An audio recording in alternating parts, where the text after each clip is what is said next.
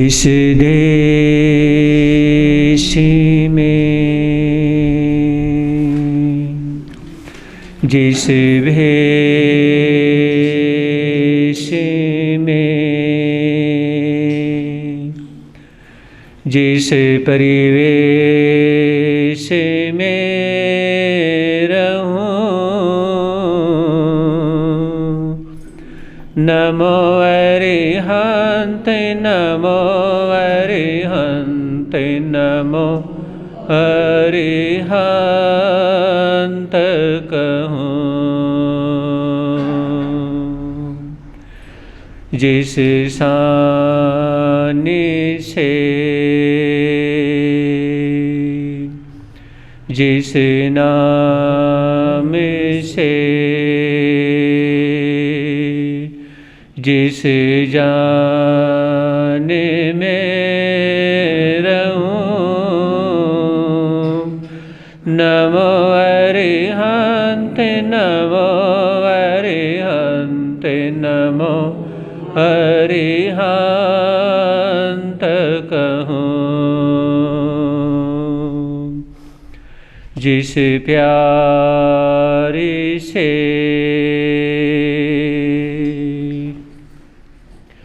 जिस ख्वारी से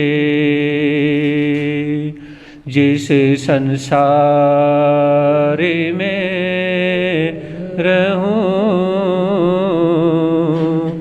नमो अरिहंत नमो अरिहंत नमो अरिहंत कहूं। जिस ध्यान से जिस सम्मान से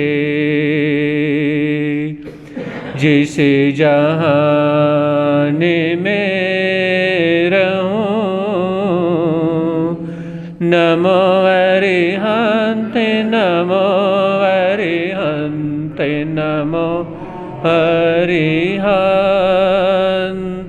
कहूं।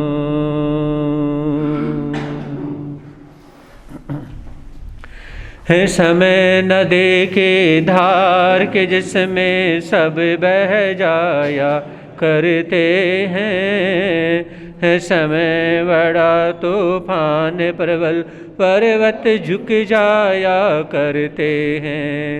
अक्सर दुनिया के लोग समय में चक्कर खाया करते हैं, लेकिन कुछ ऐसे होते जो इतिहास बनाया करते हैं, इतिहास बनाया करते हैं। चरम तीर्थंकर श्रवण भगवान महावीर स्वामी के चरणों में कोटि से वंदन अभिवंदन। चरम तीर्थंकर श्रवण भगवान महावीर स्वामी के चरणों में कोटि से वंदन अभिवंदन। पूज्य गुरुदेव के पावन चरणों में असीम आस्था के साथ कोटि से वंदन अभिवंदन। धर्म प्रेमी बंधुओं, सुन रहे हैं आप लोग महावीर कथा।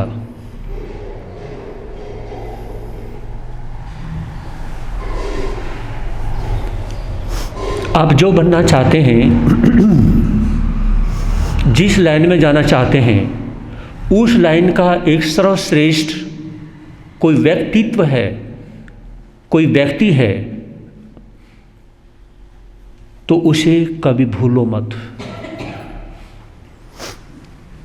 जिस कार्य की आप कार्य सिद्धि चाहते हैं और उस व्यक्ति को याद करो कि वो जिसके पास में उस कार्य की कार्य सिद्धि सबसे हाई लेवल की है, तो उस व्यक्ति को और उस व्यक्ति की कार्य सिद्धि को आप हमेशा याद रखें।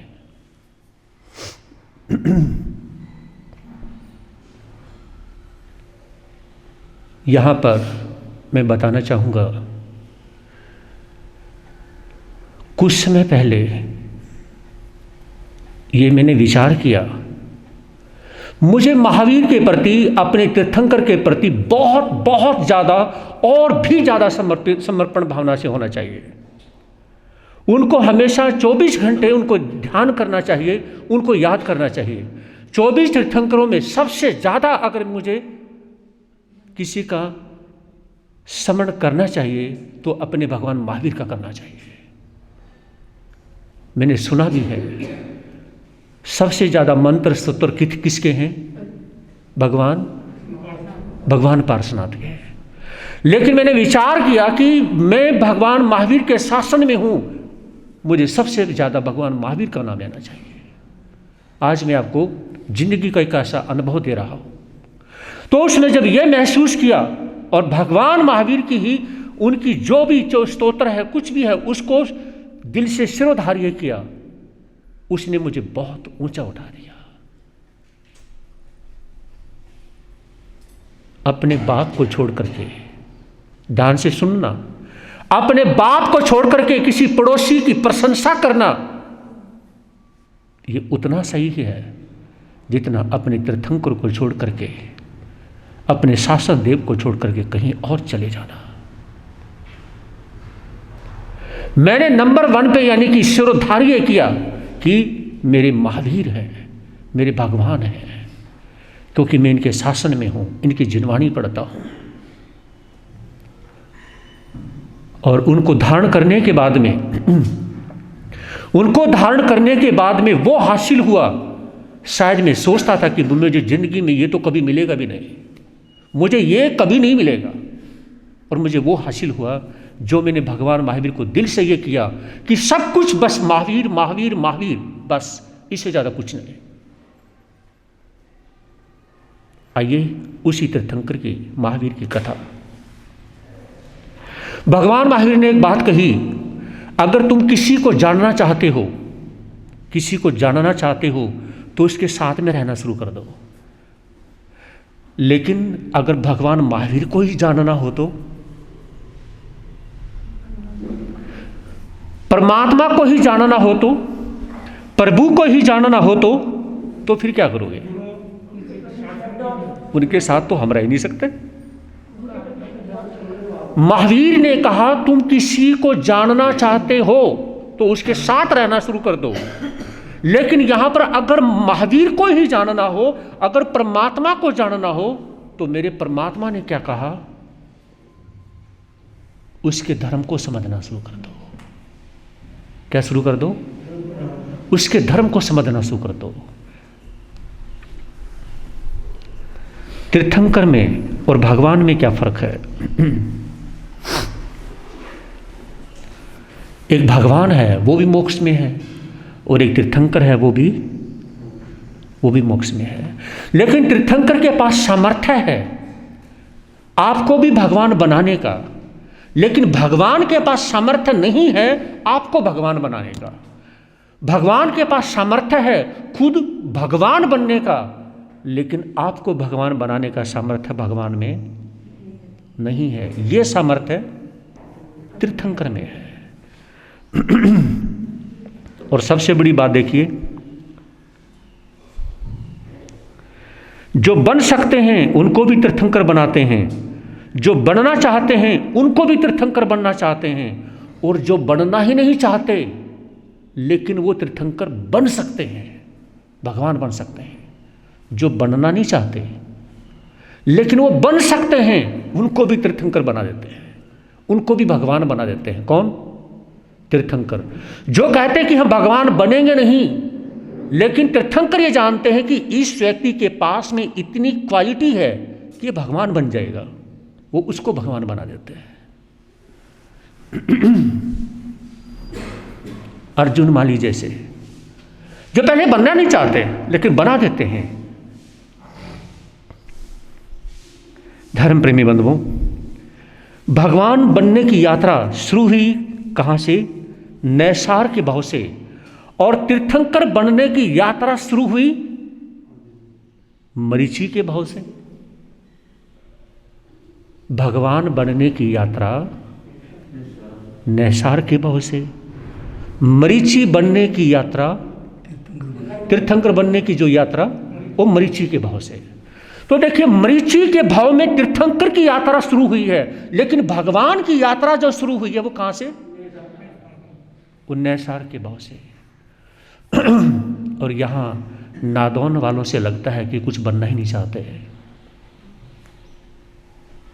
ये कथा इतनी आसानी से सुनाई नहीं जाती, इसके पीछे 2-4 घंटे की जो मेहनत लगती है ना, तुम्हें कुछ लगता ही नहीं है।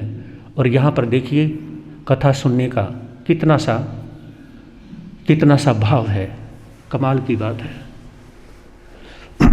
कोई भी जब बोलता है तो उसके पीछे उसकी अथाह मेहनत होती है, उसका खाने पीने में नहीं, उसके उस चीज़ में ध्यान होता है। ये भी नहीं कि मुंह भी नहीं धोना है, लेकिन आपको उसका एहसास तक नहीं है। नादौन वाले तो पता नहीं इतने ठंडे पड़ चुके हैं कि पता नहीं उनको दुकान दिखाई देती है, या उनको दुकान में पैसा ही दिखाई देता है, या पैसे में उनको भगवान दिखाई देता है। शायद वो आप लोगों के ऊपर वो बात लागू तो नहीं हो रही, पैसा भगवान तो नहीं, लेकिन भगवान से कम भी नहीं, ऐसा तो नहीं। पैसे को भगवान के बराबर में मत तोलना।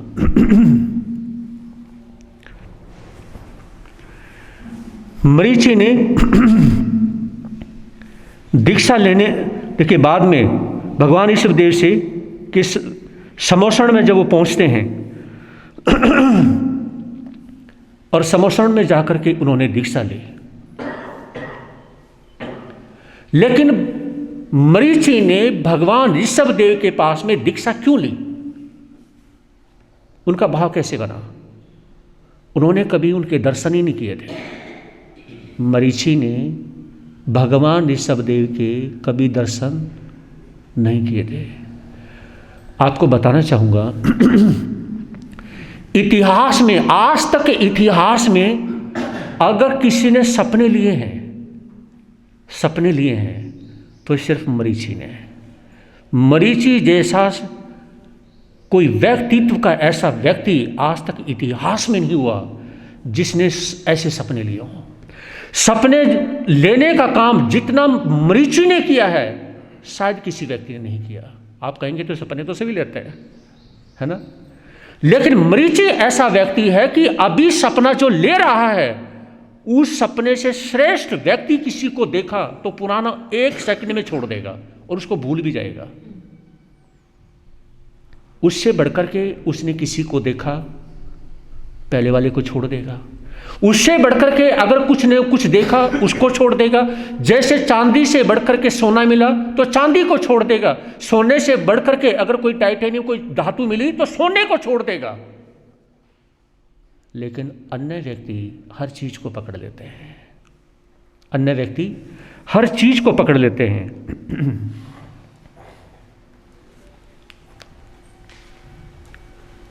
चक्रवर्ती का बेटा मरीचि। चक्रवर्ती कौन होता है बताएंगे?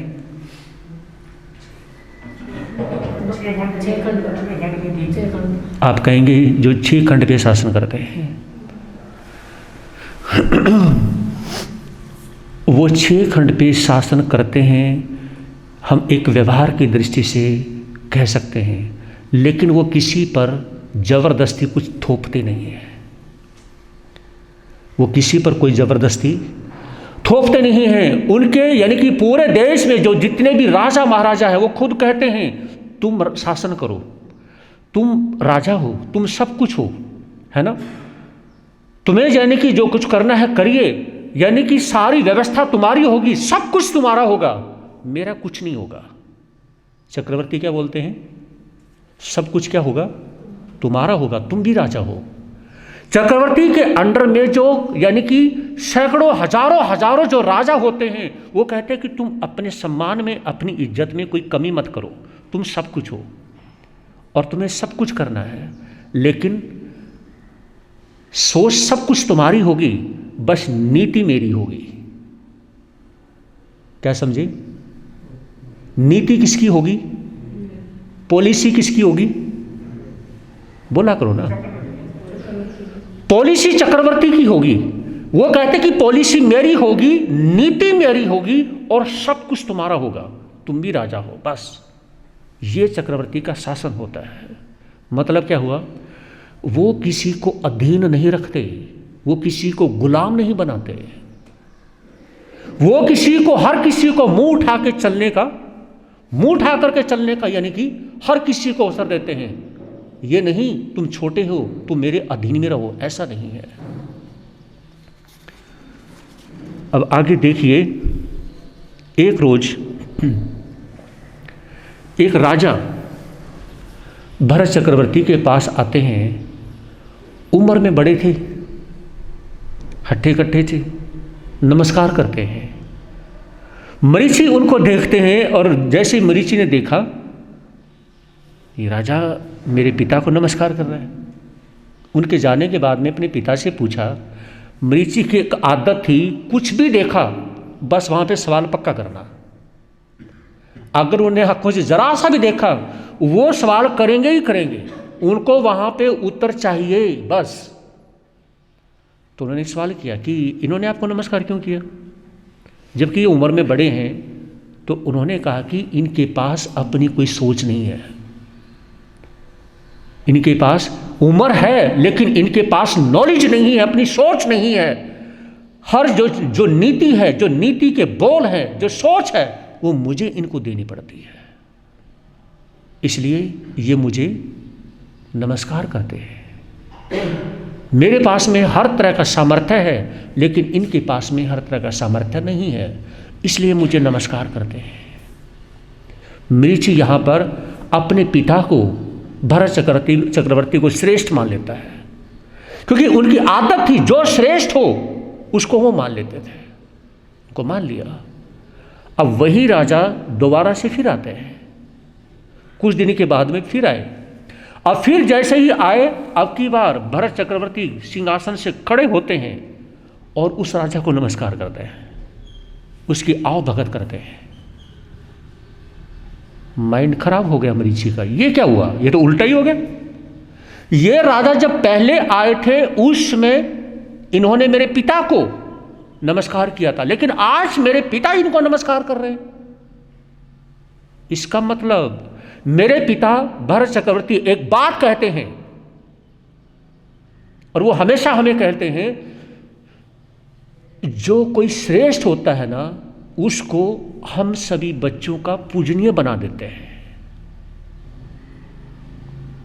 एक एक पॉइंट को ध्यान से समझना, यहां पर पॉइंट छोटे छोटे अलग अलग पॉइंट हैं। हमारे पिता भरत चक्रवर्ती हम सभी बच्चों को हमें कहते हैं कि कोई श्रेष्ठ व्यक्ति है, उस श्रेष्ठ व्यक्ति को हमारा पूजनीय बनाते हैं कि तुम उनकी पूजा करो, वो तुम्हारे सीनियर है। लेकिन आज मेरे पिता के भी सीनियर कौन हो गए, ये राजा हो गए। उनके जाने के बाद मरीचि ने फिर पूछा, आपने उनको नमस्कार क्यों किया, पहले उन्होंने आपको नमस्कार किया था। तो उसमें भरत चक्रवर्ती ने कहा कि इनके पास में अब वो सामर्थ्य, वो शक्ति है जो मेरे पास नहीं है, इनको कोई पराजय नहीं कर सकता है, इसलिए मैंने इनको नमस्कार किया है।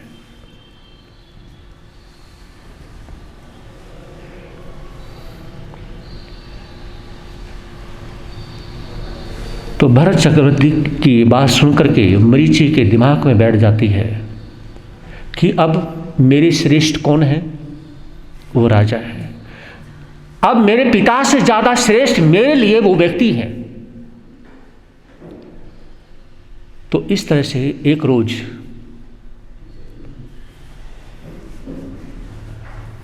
रोज माता मरुदेवी, वैसे तो वो हमेशा ही परेशान रहती थी, बहुत परेशान रहती थी, उनकी ज़िंदगी में कोई दुख नहीं था, लेकिन वो हमेशा ही परेशान रहती थी। क्यों? जब से उनके बेटे ने दीक्षा ली है। किसने दीक्षा ली है?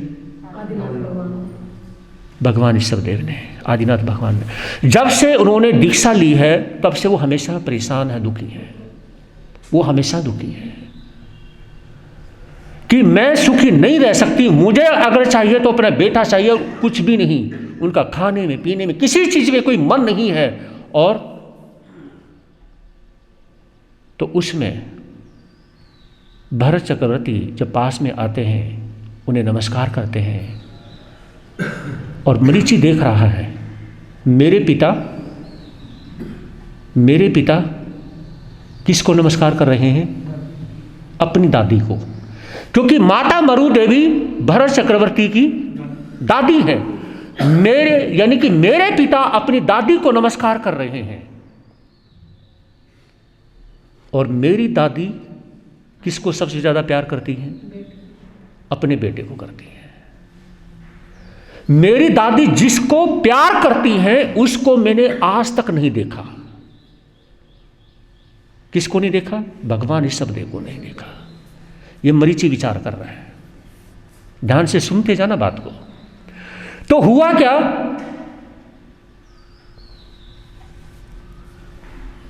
मरीचि के दिमाग में बात आई, अरे मेरे पिता इतने बड़े राजा चक्रवर्ती हैं, वो माता मरुदेवी को नमस्कार करते हैं, मतलब यानी कि वो अपनी दादी को नमस्कार करते हैं, और मेरी दादी यानी कि बेटे को यानी कि प्यार करती हैं। और उसमें कितना समय हो चुका था? 1000 साल हो चुके थे। कितने साल हो चुके थे? मतलब भगवान ऋषभदेव को दीक्षा लिए हुए, बोला करो सभी, 1000 साल हो चुके थे। तो उसमें यानी कि भरत चक्रवर्ती को, जब भरत चक्रवर्ती अपनी दादी के पास में बैठे हुए थे और मरीचि ये सब देख रहा था, तो उसमें यानी कि एक गुप्तचर संदेश लेके आता है, कहा कि राजन जय हो, विजय हो, आपके पिताश्री भगवान ऋषभदेव को केवल ज्ञान के दर्शन की प्राप्ति हुई है। जब भरत चक्रवर्ती अपनी दादी के पास बैठा हुआ था, कहा कि उनको केवल ज्ञान के दर्शन की प्राप्ति हुई है। दूसरी उनको खुशी दी कि आयुधशाला में चक्र रत्न की प्राप्ति हुई है, मतलब चक्र रत्न ने प्रवेश किया है और आपको उनकी पूजा इत्यादि करनी है। तीसरी खुशी प्राप्त हुई कि आपके यहां पर बेटा हुआ है। तीन खुशियां का समाचार जब मिला, बहुत खुशी हुई। तो विचार करने की जरूरत है। जहां पर भरत चक्रवर्ती हजारों साल से यानी कि तपस्या में लगे हुए थे कि कब मुझे चक्र रत्न की प्राप्ति होगी। अगर चक्र रत्न नहीं मिलेगा तो चक्रवर्ती नहीं बन सकते। चक्र रत्न मिल जाए तो चक्रवर्ती है, अगर वो नहीं तो वो चक्रवर्ती नहीं है। और आज उनकी पूजा करनी है, उनको आयुधशाला में प्रवेश करवाना है, तो वो भी एक साथ, बेटे को खुशी मिली वो भी एक साथ, और पिता को केवल ज्ञान हुआ वो भी एक साथ। 3 खुशी। अब तीनों खुशियों में से कौन सी पहले मनाए? ये तो आपने बोला है, क्योंकि आपने सुन रखा है, पढ़ रखा है। अगर घटना घटित हो जाए तो इंसान तो अपने मतलब की करता। तो उस समय भरत चक्रवर्ती ने कहा, दादी माँ आपके बेटे को केवल ज्ञान हो गया है, आपके बेटे को केवल दर्शन की प्राप्ति हुई है। चलो चलो जल्दी करो, बस आज वही चलना है। चक्र रत्न और पुत्र रत्न जो मिले, वहां पर जाने के बारे में विचार नहीं किया, और अपनी दादी को बोल दे कि बस आप तैयार हुए और हमें वहीं जाना। चलो दादी माँ तैयार हो जाओ, बस चलो चलते हैं। कहा तो क्योंकि माता मरुदेवी की उम्र इतनी हो चुकी थी, विचार करें कि उनका पोता भरत और उनका बेटा मरीचि, देखिए 4-5 पीढ़ी हैं, और फिर भी देखिए बुजुर्ग अवस्था में चलने फिरने में परेशानी। लेकिन जब भरत ने ये कहा कि चलो मैं आपके बेटे के पास, चलो मैं अपने पिताश्री के पास लेके चलता हूँ, तो उसमें इतनी खुशी होती है, इतिहास बोलता है कि उनकी खुशी में वो अपने गम को भूल जाती है। शरीर अवस्था को भूल जाती है। कौन? माता मरुदेवी अपनी बुढ़ापे की अवस्था को भूल जाती है और बिजली जैसा करंट आता है और खड़ी होती कि चलो मैं अपने बेटे के पास जाने के लिए तैयार हूं। खुशी होती है। और उसमें माता मरुदेवी का जब जोश देखा तो सभी आश्चर्यचकित। उठा जाता नहीं, बैठा जाता नहीं, इतनी अवस्था है, बुजुर्ग अवस्था है, जिसने 4-5 पीढ़ियां जिसके सामने हो। बात को समझ रहे हो? जिसके कम से कम 4 पीढ़ियां जिसके सामने हो, अवस्था देखो क्या होगी। लेकिन बिजली जैसा करंट आता है और तैयार होती है, हाथी के ओहदे पे जाके बैठ जाती है खुशी के साथ। और भरत चक्रवर्ती अपनी दादी मां को लेकर के चलते हैं। साथ में मरीचि भी है। मरीचि देख रहा है, सब कुछ सुन रहा, समझ रहा है। आज मुझे उसके दर्शन देखने को मिलेंगे। किसके? जिसके आज तक नहीं किए। मैंने आज तक दर्शन नहीं किए भगवान ऋषभदेव के। जब यानी कि मेरी परदादी, मेरे पिताश्री सभी यानी कि उनके सामने इतना झुकते हैं, क्या महानता होगी उनकी, क्या महानता होगी। वो लालायित हो जाते हैं। मरीचि तड़फने लग जाते हैं अंदर से, मुझे कब दर्शन होंगे ऋषभदेव भगवान के। और उसमें जब वो वहां पहुंचते हैं, अरे ओह ये है भगवान ऋषभदेव। वहां पर झुकते हैं, सभी झुकते हैं। कैसा समोषण रहा होगा वो, क्या नजारा रहा होगा वो। और भरत चक्रवर्ती ने क्या किया? अपना मुकुट उतार दिया। पहले तो 2 घंटे कम से कम उनको पहनने में, श्रृंगार करने में लगाया। फिर मुकुट इत्यादि सब कुछ उतारा। मरीचि ने पूछा, मुकुट क्यों उतार दिया पिताश्री? भगवान के दर्शन करने के लिए जाना हो तो मुकुट उतारना पड़ेगा।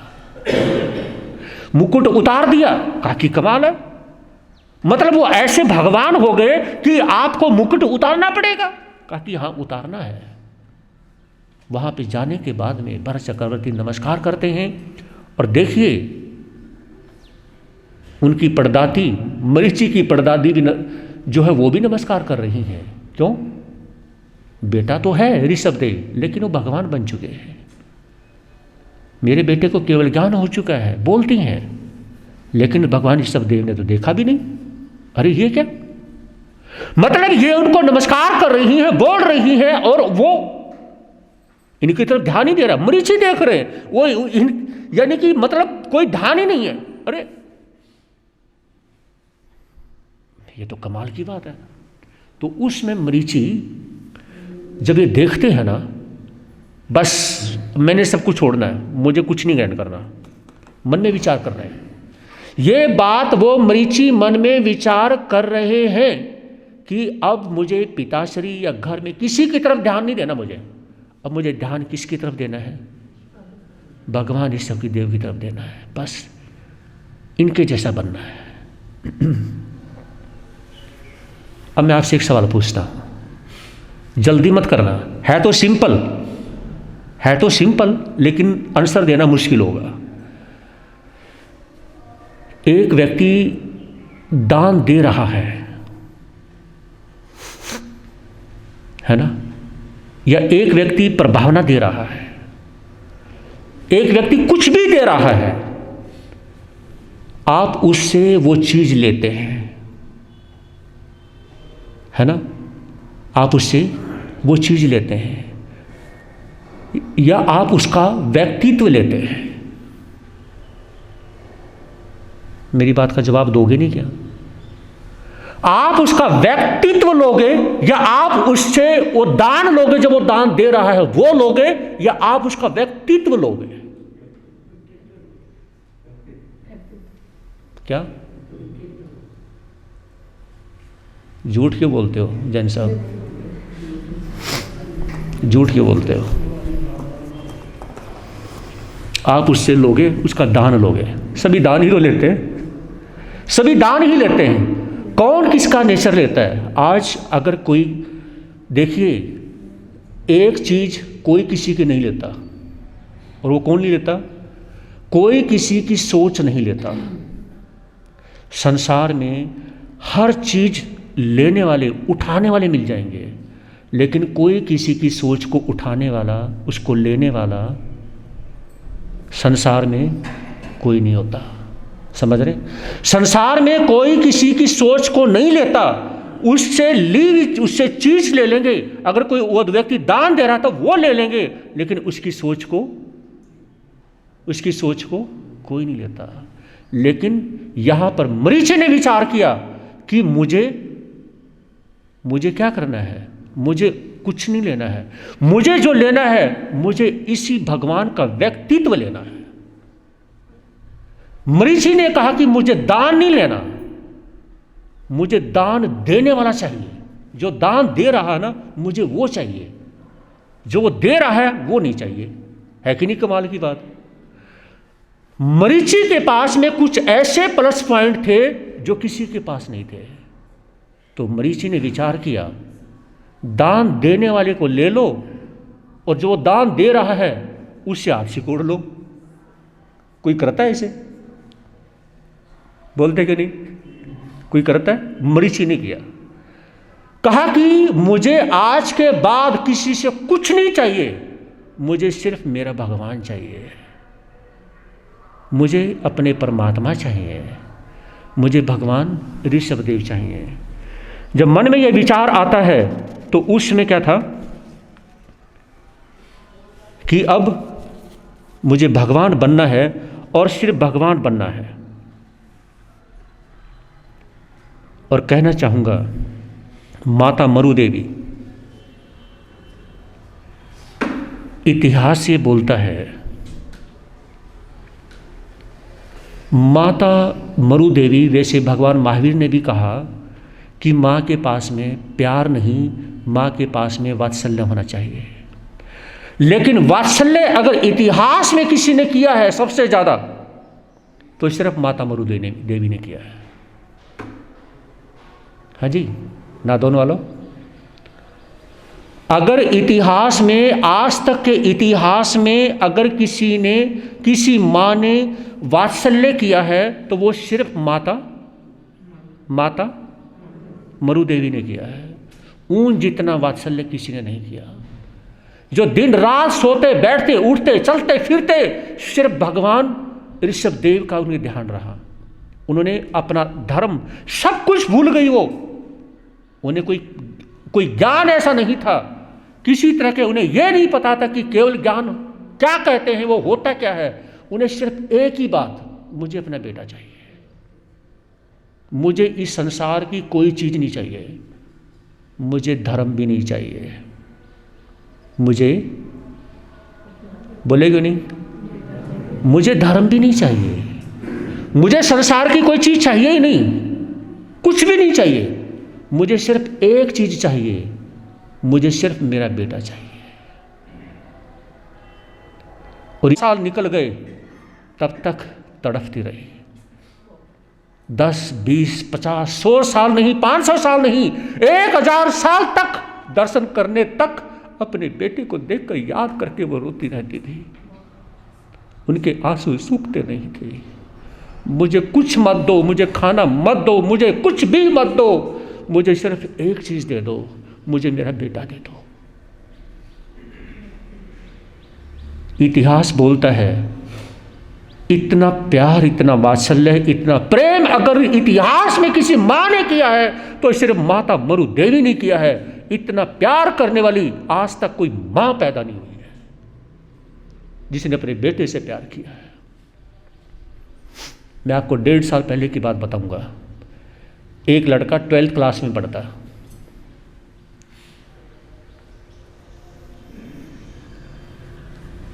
मेरे पास में माँ बेटा बैठे हुए थे, उनका पापा भी बैठा हुआ था।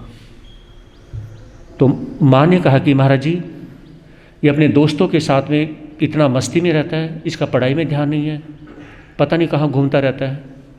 तो बेटे ने कहा, जो 12th क्लास में पढ़ता था, माँ मैं सारी चीज़ें दुनिया की छोड़ सकता हूँ, हर चीज़ छोड़ सकता हूँ। मैं आज कसम खाता हूँ गुरुजी के सामने, आपके सामने, अपने पापा के सामने, मैं सब कुछ छोड़ सकता हूँ, लेकिन मैं आपको नहीं छोड़ सकता। कौन सी क्लास में? 12th क्लास में। मुझे संसार की कोई चीज़ नहीं चाहिए, मुझे सिर्फ मेरी माँ चाहिए। मैं माँ के बिना जीना नहीं चाहता हूँ, और आज से मैं फ्रेंडों को छोड़ देता हूँ। बस मैं आपके पास बैठ के पढ़ लूँगा, लेकिन तुम मुझसे नाराज मत हुआ करो, मुझसे गुस्सा मत किया करो। मैं हर चीज़ बर्दाश्त कर सकता हूँ, मैं आपकी नाराज़गी बर्दाश्त नहीं कर सकता। और ये कहते हुए बेटे को रोना आ गया। और कौन सी क्लास में? 12th क्लास में। मुझे आपका प्यार चाहिए माँ, मुझे आपका आशीर्वाद चाहिए। और उसने उसी समय फ़ोन भी सब कुछ उठा के दूर से अपनी माँ की गोद में रख दे, ये लो सब कुछ, मुझे नहीं चाहिए, कुछ भी है सब कुछ ले लो, मेरी जान ले लो, जब तक मैं जीवित हूँ तुम मुझसे नाराज मत होना। बस ये कहते ही उसके पापा को भी रोना आ गया और उसकी माँ को भी रोना आ गया। मैंने कहा ये रियली प्यार है? तो उसकी माँ ने कहा कि महाराज जी बचपन से इसका प्यार ही इतना ज़्यादा है, मेरे प्यार में आज तक कमी आ जाती है, लेकिन इसका इतना ज़्यादा प्यार है कि अगर बीमार हो जाए तो ये खाना छोड़ देता है कि भगवान मेरी माँ को ठीक कर दो। और 16 साल का लड़का हो चुका है, इसे सिर्फ माँ चाहिए। एक ही बात कहता है, मैं भगवान के दर्शन करने नहीं जाऊँगा, मैं गुरु के दर्शन करने नहीं जाऊँगा, माँ तेरे दर्शन कर लिए, मुझे और कुछ नहीं चाहिए। ये दिल्ली की बात 1.5 साल पहले की बात बता रहा हूँ मैं। कोई और ये जैन फैमिली की बात है, ये समझ रहे हो, जैन फैमिली की बात है ये। मैंने अपनी लाइफ में फर्स्ट एग्जाम्पल देखा। कितने एग्जाम्पल? First example. तो उसमें भरत चक्रवर्ती और उनका बेटा मरीचि, माता मरुदेवी भगवान ऋषभदेव के संवत्सरण में पहुंच जाते हैं। तो उसमें मरीचि ने यह प्रॉमिस किया कि बस अब मुझे यहीं का ही रहना है, और दीक्षा लेने के लिए तैयार होता है। भगवान ऋषभदेव को वो कहते हैं, भगवान मुझे अपना बना लो, मुझे दीक्षा दे दो। तुम दीक्षा क्यों लेना चाहते हो? मैं आपके जैसा बनना चाहता हूं। मरीचि ने क्या कहा? मैं आपके जैसा बनना चाहता हूं, मुझे और इस संसार की कोई चीज नहीं चाहिए, मुझे आपके जैसा बनना है बस। जब मन में यह विचार आता है तो उसमें आज तक देखिए भरत चक्रवर्ती ने कभी अपने बेटे मरीचि की तरफ ध्यान नहीं दिया, कभी कोई ध्यान नहीं देता था। वो कोई खास उससे प्यार करना भरत का। और दीक्षा लेने के बाद में दीक्षा ली और उसी दिन क्या कर लिया मरीचि ने? अपने वेश को, अपना वेश परिवर्तन कर लिया। मतलब यानी कि वो भगवा वस्त्रधारी उसी दिन बन गए वो।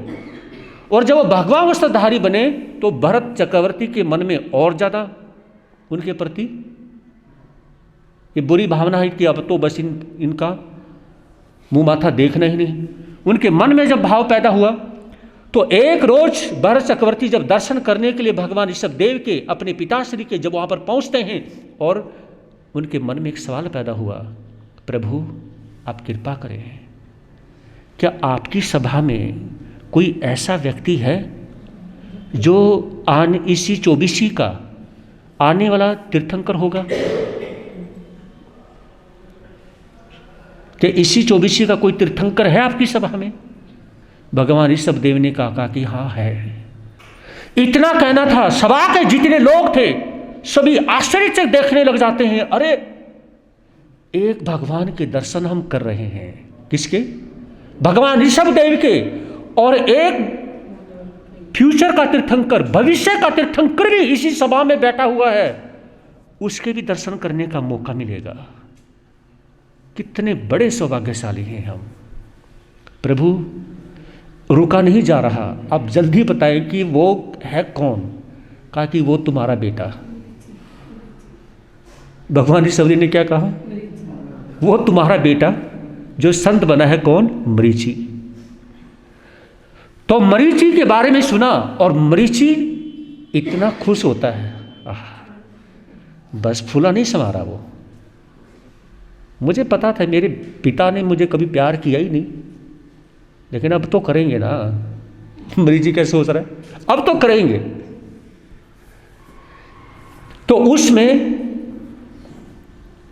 भरत चक्रवर्ती उठते हैं, मरीचि के पास में जाते हैं और उन्हें नमस्कार करते हैं। जब भरत चक्रवर्ती नमस्कार कर रहे थे तो उस समय मरीचि उनके फेस की तरफ, उनके मुंह की तरफ, उनकी आंखों की तरफ देख रहे थे। भरत चक्रवर्ती समझ गए, कहा कि मैंने आपको नमस्कार नहीं किया। भरत चक्रवर्ती ने क्या कहा, मैंने आपको नमस्कार नहीं किया। मरीचि फिर सोच में पड़ गया, अरे इधर भगवान बैठे, उन्होंने ये कहा कि मैं फ्यूचर का, मैं भविष्य का तीर्थंकर बनूंगा, और इन्हें नमस्कार करने के लिए वहां से उठ के मेरे पास में आ गए और मुझे कह रहे कि मैं आपको नमस्कार नहीं कर रहा हूं। समझ रहे बात को? तो भरत चक्रवर्ती ने कहा कि मैं आपको नमस्कार नहीं कर रहा हूं, मैं जो आप फ्यूचर के, भविष्य के तीर्थंकर बनोगे ना, मैं उसको नमस्कार कर रहा हूं।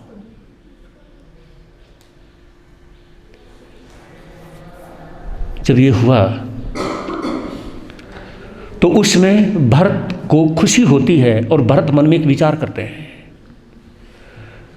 मेरे जैसा इंसान शायद इस धरती पे कभी होगा नहीं। ये कौन सोचता है? भरत चक्रवर्ती। एक एक बात को ध्यान से सुनना और समझना भी, क्योंकि मैं मेरे पिता जो हैं वो तीर्थंकर हैं, मैं खुद चक्रवर्ती हूं, और मेरा जो बेटा है वो भविष्य का तीर्थंकर है। क्या कोई ऐसा हो सकता है? और एक बात मैं कहना चाहूंगा, आज तक के इस इतिहास में इतनी बेस्ट फैमिली आज तक नहीं हुई। समझ रहे मेरी बात को? इतनी बेस्ट फैमिली, इतना अच्छा परिवार जिसमें इतने तीर्थंकर, चक्रवर्ती सब कुछ हो, ऐसा परिवार आज तक के इतिहास में नहीं हुआ। जो भगवान ऋषभदेव का जो परिवार हुआ है, ऐसा परिवार आज तक के इतिहास में नहीं हुआ। ये पहला परिवार, और एक परिवार फर्स्ट एंड लास्ट वो एक ही है बस, दूसरा परिवार नहीं हुआ आज तक। मरीचि भी विचार करते हैं, मेरी परदादी मोक्ष में गई, मेरे दादा तीर्थंकर हैं, मेरे पिता तीर्थंकर हैं, मेरे पिता यानी कि चक्रवर्ती हैं।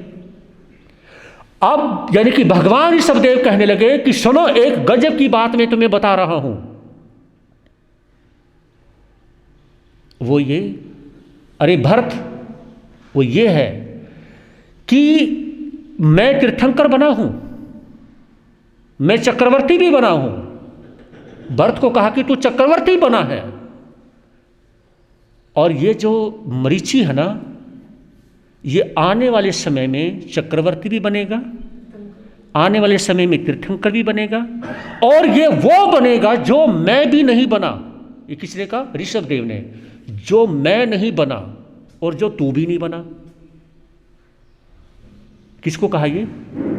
भगवान ऋषभदेव ने भरत चक्रवर्ती को कहा कि जो आज तक मैं नहीं बना, जो तू भी नहीं बना, मरीचि वो भी बनेगा। अब ये तो कमाल हो गया, ये यहां पे कमाल हो गया। तो भरत चक्रवर्ती विचार करने लगे, मैं चक्रवर्ती हूं और मेरे पिता भगवान हैं, तीर्थंकर हैं, इनसे अलग डिग्री कौन सी हो गई?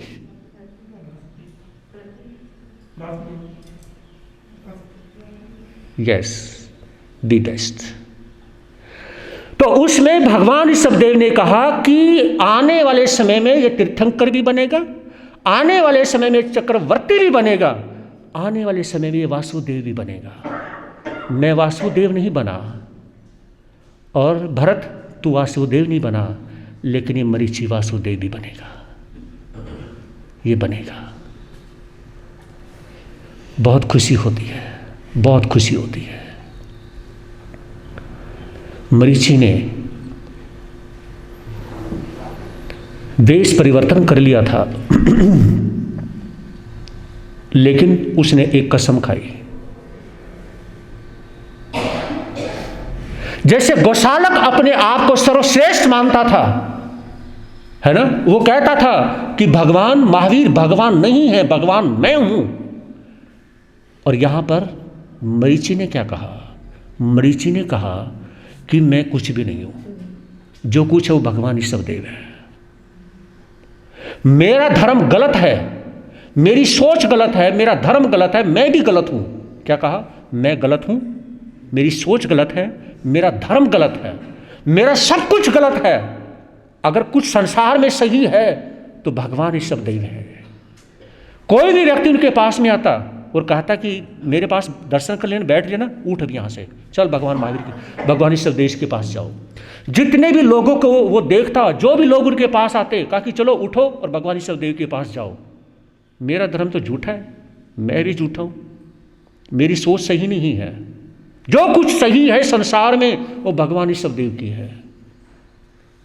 इतिहास 24वीं में 2 एग्जाम्पल ऐसे घटे हैं कि गौशालक ने यह कहा शिष्य बनने के बाद में, जो कुछ हूं वो मैं हूं, और मरीचि ने यह कहा कि जो कुछ है वो भगवान। ये मुंह पट्टी ज्यादा टाइट तो नहीं लगा रखी? आपकी आवाज ही नहीं आ रही। भगवान ईश्वरदेव है। इनकी तो आवाज कुछ मुंह पट्टी ज्यादा टाइट है, बोलते ही नहीं है। तो उसमें यानी कि ये मरीचि हमेशा एक बात बोलते थे, अरे बड़ी गजब की बात आप सुन रहे हो, मैं तो बहुत बड़ी किस्मत मानता हूं कि मुझे उनकी जिनवाणी सुनाने का मौका मिल रहा है। वेरी इमोशनल इस बात के ऊपर कि प्रभु पता नहीं थोड़ा सा सामर्थ्य आपने मुझे दे दिया। आप क्या सोच रहे हैं परमात्मा जानते हैं, आप लोग जानते हैं। तो उसमें यानी कि विचार किया, हर किसी को भेजते हैं वो, और ये विचार करते हैं प्रभु मेरे से गलती हो गई, गलती हो गई, मैंने आपकी लाइन को छोड़ दिया, मैंने आपकी लाइन को छोड़ दिया, मैंने आपके वेश को भी छोड़ दिया, मैंने आपकी सब कुछ को छोड़ दिया, लेकिन प्रभु एक तो मैंने आपको नहीं छोड़ा और एक आपके द्वारा बताई गई मंजिल को नहीं छोड़ा। क्या? एक आपको नहीं छोड़ा और एक आपकी बताई गई मंजिल को नहीं छोड़ा। प्रभु मैं 2 चीज को कभी इस दुनिया में छोड़ूंगा नहीं, ना तो मैं आपको छोड़ूंगा ना आपकी मंजिल को छोड़ूंगा। ठीक है, मेरे अंदर यह सामर्थ्य नहीं था कि मैं आपके जितना कष्ट सहन कर लूं और मैं ऐसा ही संत बना रहूं। मेरे अंदर इतना सामर्थ्य नहीं था कि मैं आपके जैसा संत बन के कष्ट सहन कर लूं। वो कष्ट सहन नहीं कर पाया प्रभु, इसलिए मैंने अपने मतलब की बात तो कर ली, लेकिन इसमें मेरा कुछ नहीं है। मैंने शरीर को सुख दे दिया, लेकिन सोच सिर्फ एक ही है कि मेरे भगवान आप हो और आप ही रहोगे, मेरी मंजिल आप हो और आप ही रहोगे। बस इस बात ने मरीचि को इतना उठा दिया। ये बात जो मरीचि के अंदर पैदा हुई, इस बात ने मरीचि को तीर्थंकर बनने के राह पे डाल दिया। बस ये बात थी। अगर ये बात मरीचि के पास में नहीं होती तो वो तीर्थंकर बनने के रास्ते पे नहीं चलते। ये मेन बात थी। यानी कि अब यहां पर विचार करने की जरूरत है कि आप जब घर से चलते हैं, उसमें चलते हैं, और एक बात, जब किसी से मंगल पाठ सुनते हो तो उसका अमंगल कभी मत सोचना।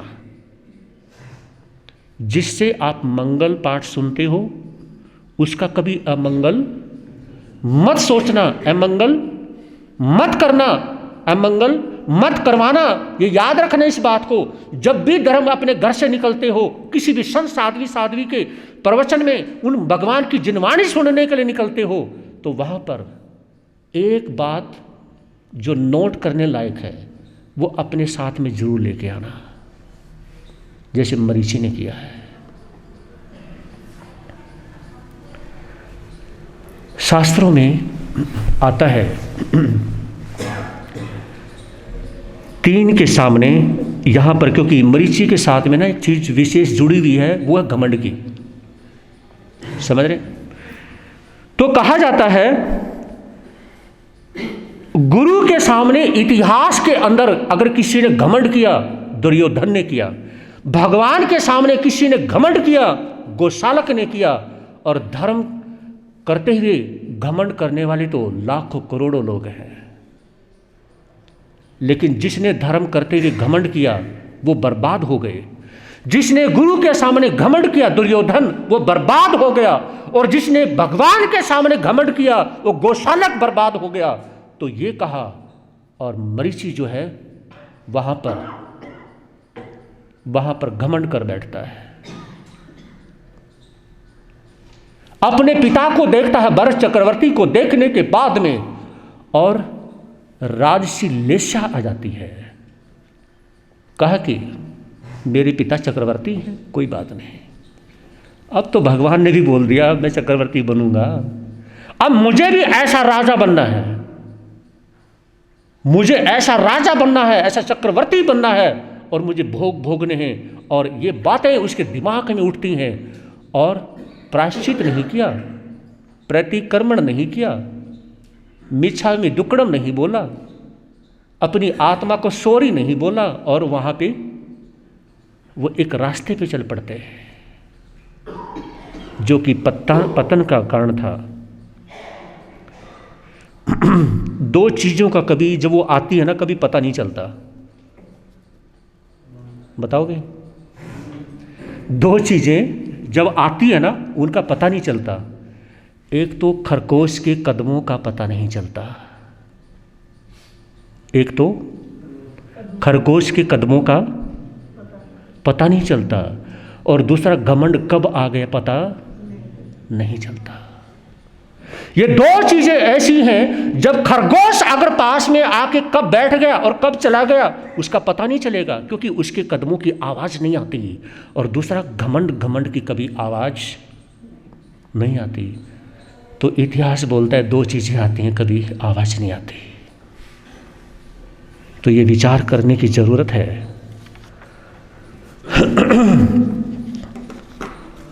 बस इतना सा समझना है कि श्रेष्ठता को नमस्कार करना, जैसे मरीचि ने हमेशा एक से बढ़कर के जो श्रेष्ठ मिलते चले गए उनको वो नमस्कार करते चले गए। और देखिए लास्ट के समय में जब मरण का समय आया तो उन्होंने जो घमंड किया ना, उस घमंड की करने के वजह से मरीचि ने को कभी श्रेष्ठता नहीं मिली। उन्होंने श्रेष्ठ को नमस्कार तो किया, ध्यान से सुनना, ये बात नोट करने लायक है। उन्होंने श्रेष्ठता को नमस्कार तो किया, लेकिन घमंड करने की वजह से पहले यानी कि मरीचि के भाव से लेकर के भगवान महावीर के भाव तक उनको श्रेष्ठता नहीं मिली। इसका मतलब क्या हुआ, समझ गए? नहीं समझे होंगे आप लोग। वो कभी बड़े नहीं हुए। जैसे भाई नंदीवर्धन तो वहां पे वर्धमान बन गए, है ना। विशाखाभूति हुए तो विश्वभूति हुए। बड़े भाई बलराम बने तो छोटे श्री कृष्ण हुए। मरीचि के भाव से लेकर के भगवान महावीर के भाव तक छोटे भाई छोटे छोटे छोटे ही रहते चले गए, वो कभी बड़े नहीं बने। हमारा जैन धर्म बोलता है कि अगर आपने अपने घमंड को नहीं छोड़ा ना, तो आपकी जो श्रेष्ठता है, आपने चाहे किसी को भी नमस्कार किया है, भगवान को नमस्कार किया है, आपने भगवान की जिनवाणी को पढ़ा है, कुछ भी पढ़ा है, आपकी श्रेष्ठता हमेशा के लिए खत्म हो जाएगी। आपकी आत्मा मोक्ष में चली जाएगी, लेकिन श्रेष्ठता खत्म हो जाएगी। जैसे महावीर को श्रेष्ठता नहीं मिली, मोक्ष में आत्मा चली गई, लेकिन नंदीवर्धन बड़ा भाई मिल गया, लेकिन वो उनको श्रेष्ठता नहीं मिली। ये विचार करने की जरूरत है। और इतना कहना चाहूँगा इस कहानी से, यानी कि हमें शिक्षा मिली, आपने सुना, आज के जो दिन तीर्थंकर बनने की यात्रा, दो चीज़ों का हमेशा सम्मान करना, ये बात नोट करना, दो चीज़ों का सम्मान करना, एक मेहनत का सम्मान करना। कोई व्यक्ति मेहनत से कमा के खाता है, मेहनत करता है, उसकी मेहनत का सम्मान करना, है ना। कोई व्यक्ति आपसे अच्छा कार्य कर सकता है, याद रखना अच्छा कार्य तभी होगा जब उसने खाना पीना भी छोड़ दिया है, उसने सिर्फ मेहनत करी है, समझ रहे हो। और दूसरा सम्मान किस चीज का, पुण्य का सम्मान करना। भगवान महावीर ने कहा अगर कोई सीएम पीएम की एग्जाम्पल अगर डेथ हो जाती है, उस दिन साधु साध्वी शास्त्र भी नहीं पढ़ सकते, उस दिन साधु साध्वी स्वाध्याय नहीं कर सकते, उस दिन साधु साध्वी प्रवचन नहीं कर सकते। क्यों? क्योंकि उसके पास में क्या है, उसके पास में पुण्य है। तो मेरे महावीर ये फरमाते हैं तो दो चीजों का हमेशा सम्मान करना, एक मेहनत का सम्मान करना और दूसरा पुण्य का सम्मान करना। जो व्यक्ति पुण्य का सम्मान करे, जो व्यक्ति मेहनत का सम्मान करे, वो कभी ठोकर नहीं खा सकता। और तीसरी बात, जो घमंड को छोड़ दे। आज है त्याग दिवस तो त्याग दिवस में आज के दिन आप वो चीज़ छोड़ सकते हैं, वो छोड़ें जो आपको सबसे ज़्यादा पसंद है। खाने में जो पसंद है वो छोड़ें, और या जो पहनने में कोई चीज़ पसंद है तो वो छोड़ें। जो भी आपकी कोई ऐसी पसंद है यूज करने वाली चीज़, पहनने की, खाने की, पीने की, तो उस चीज़ को आज छोड़ें तो आपको बहुत लाभ होगा। ये सबसे बड़ा त्याग होगा। जो हमें पसंद है वो चीज़ छोड़ने का भाव रखें। आज इतना ही। ओम शांति।